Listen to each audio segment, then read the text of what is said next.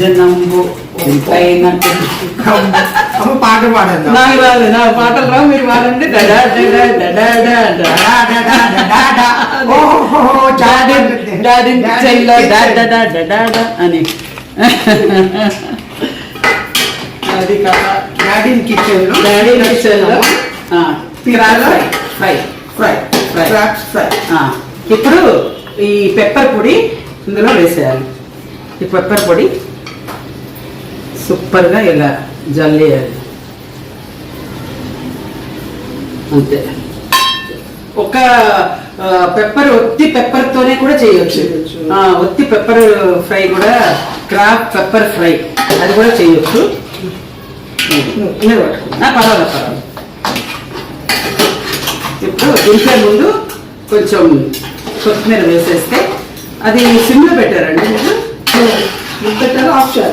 Of చేయొచ్చు. ఇంకా కూడా కొంచెం ఏగితే బాగుంటుంది. ఎంత నూనె బయటికి పైకి వస్తుందో అంత మంచిగా బాగుంటుంది.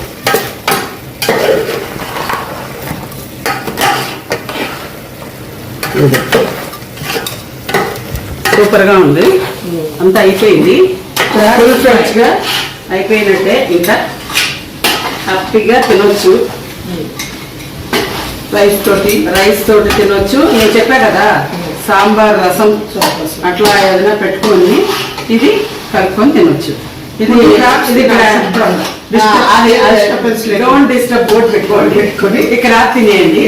తర్వాత లాస్ట్ లో కొంచెం సాంబార్ రైస్, రసం రైస్ అది పెట్టుకొని ఆ గ్రేవీ తోటి తినవచ్చు. ఇది బాగా దగ్గరకు వచ్చిన గ్రేవీ కూడా సూపర్ గా ఉంటుంది అన్నంలో కలుపుకోవడానికి. మీరు అన్నారు కదా బిర్యానీ రైస్, ఆ బిర్యానీ రైస్ లో ఈ గ్రేవీ పెట్టుకొని సూపర్ గా కలుపుకొని తింటే, ఈ గ్రేవీని కలుపుకొని తింటే బాగుంటుంది. దీంట్లో పైన బాస్మతి రైస్ హాట్ బాయిల్డ్ వేసేస్తే బిర్యానీ అయిపోతుంది. అదంతా కుదరదు, అదంతా తినకూడదు, అదంతా వేరే. ఆ రైస్ తో తినొచ్చు అంతే. సరే ఓకే, ఇది ఆఫ్ చేసేద్దాం. పొయ్యి ఆఫ్ చేసేసి ఇది చూడు కొత్తిమీర వేసేస్తే అయిపోయింది అంతే. ఇది పొయ్యి మీదనే చూపించేస్తున్నాడు. అవును ఓకే, ఇప్పుడు తీద్దాం. తీసి crab fry ready. Crab fry is ready. అది కొంచెం పట్టుకుంటారా, నాకు హెల్ప్ చేయండి కొంచెం. ఇది చూడండి, క్రాబ్ ఫ్రై.